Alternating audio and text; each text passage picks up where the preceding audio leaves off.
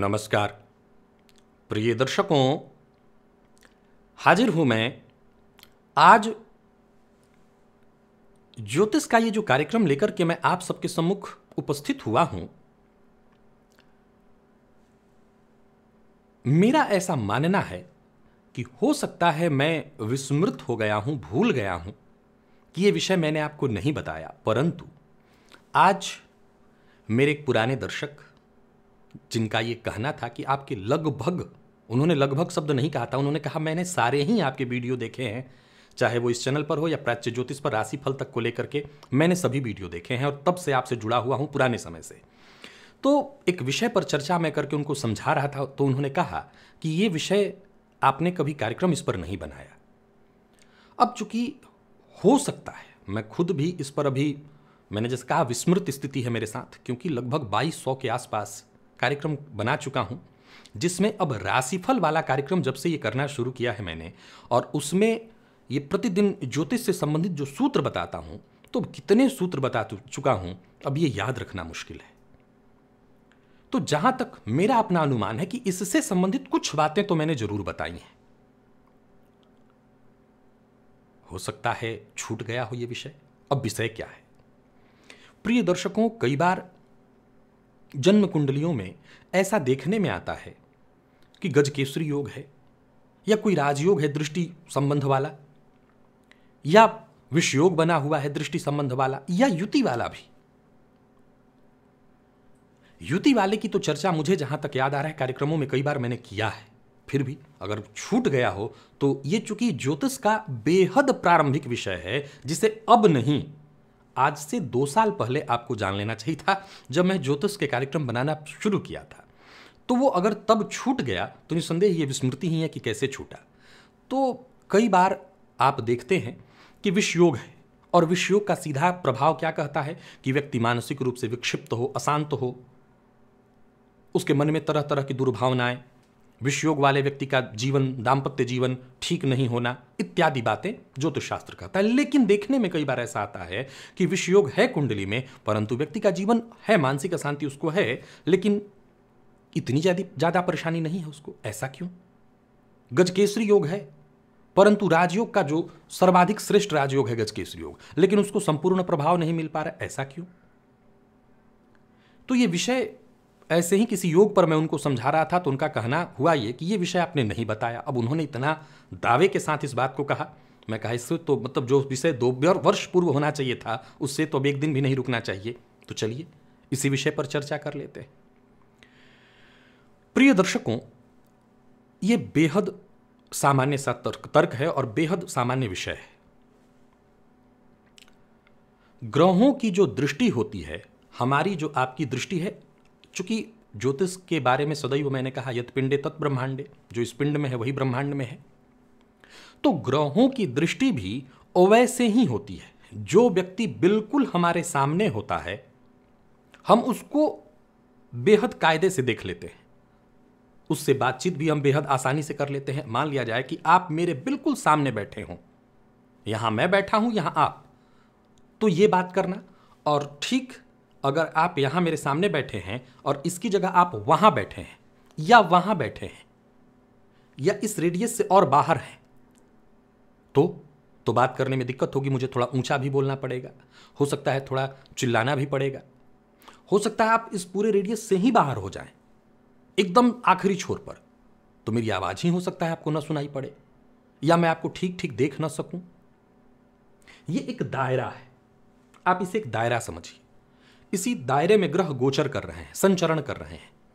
तो वो जब इसे आप एक टॉर्च के प्रकाश से समझिए कि टॉर्च का प्रकाश अंधेरे में, मान लिया जाए मैंने टॉर्च जलाया, और टॉर्च जलाया तो प्रकाश का एक दायरा होता है। ऐसा नहीं है कि टॉर्च का प्रकाश हर जगह प्रकाश फैला देगा, एक लिमिट में ही। अब यह भी हो सकता है कि टॉर्च कितना शक्तिशाली है, सूर्य जैसा टॉर्च हो तो वो निसंदेह एक बहुत बड़े दायरे में अपना प्रकाश डालेगा, और उसमें अपनी दृष्टि डालनी है।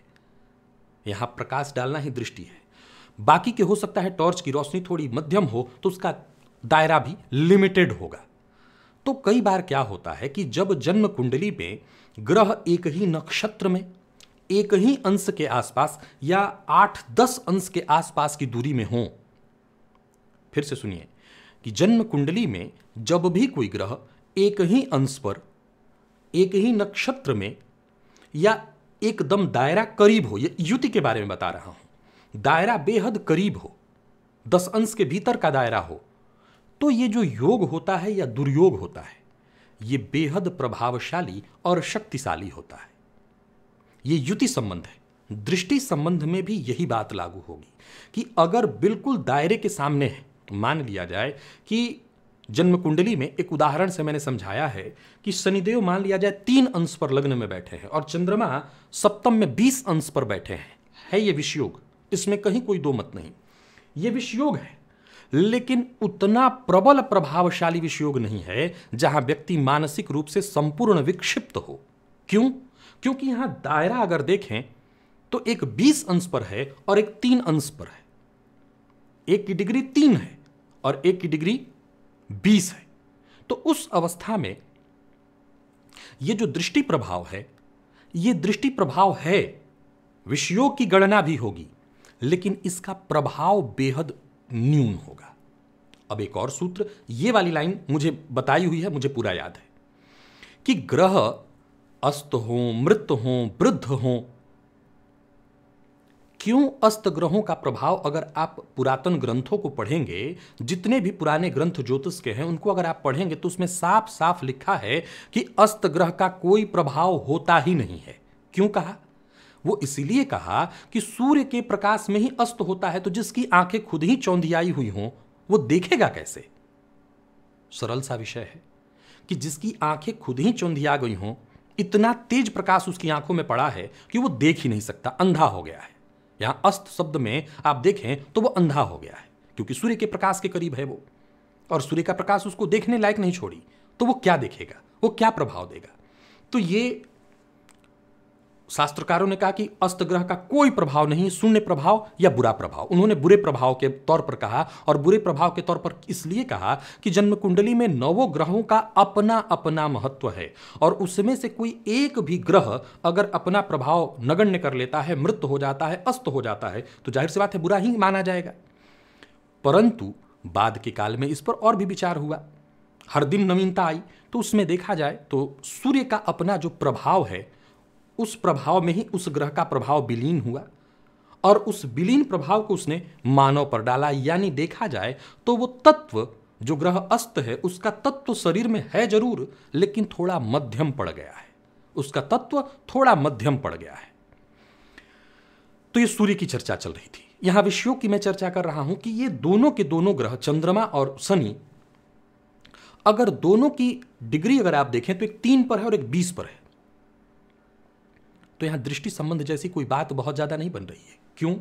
हमें यह भी देखना है, जो मैं पूर्व में आपको बता चुका हूं कि सम और विषम, मान लिया जाए सम राशि में शनि 3 अंश पर बैठे हैं तो वो मृत अवस्था में हुए, विषम अंश में है तो बाल अवस्था में हुए, तो उनकी दृष्टि भी थोड़ी कमजोर होगी, यानी वहां टॉर्च की जो रोशनी है वो कमजोर होगी। तो वही अगर 14-15 अंश पर कोई ग्रह है तो जाहिर सी बात है, आप हमेशा से सुनते आए हैं कि युवा अवस्था का ग्रह सर्वाधिक मजबूत है। युवा अवस्था का ग्रह सर्वाधिक मजबूत कहा गया है, चाहे वो किसी भी अवस्था में हो, यानी वहां टॉर्च का जो प्रकाश है वो बेहद शक्तिशाली है, और वो प्रकाश जहां भी पड़ेगा वो एक बड़े दायरे को घेरेगा।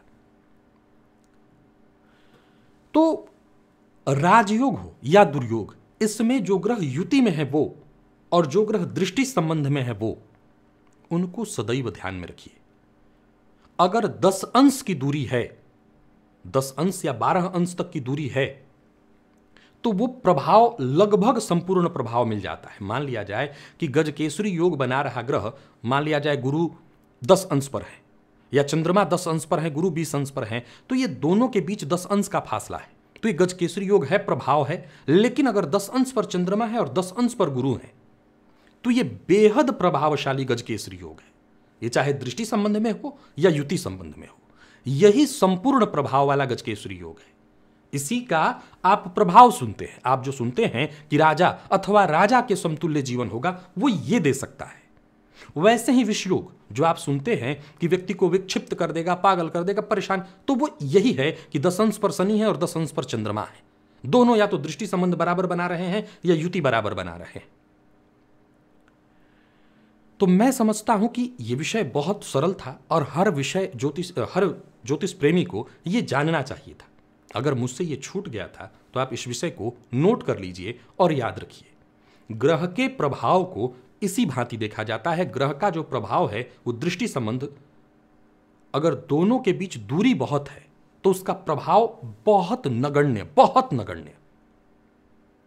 जैसे अगर 10-10 पर 100 है तो वैसे ही मान लिया जाए कि 5 अंश पर गुरु हैं और चंद्रमा 25 अंश पर है, तो गजकेसरी की गणना करिए, लेकिन यह गजकेसरी प्रभावी कितनी है? 15%, 20%, ज्यादा से ज्यादा 25%। लेकिन यह बेहद कमजोर, बेहद, यह 100% वाला गजकेसरी नहीं है या 100% वाला यह विषयोग नहीं है। आप इसी तरह से प्रत्येक ग्रहों की स्थिति को अपने जन्म कुंडली में अंशवाइज ये मिला करके देख लें और तभी उसके प्रभाव को समझें कि वो कितना प्रभावशाली है। 100% या 50%, 25%, वो इससे तय होगा।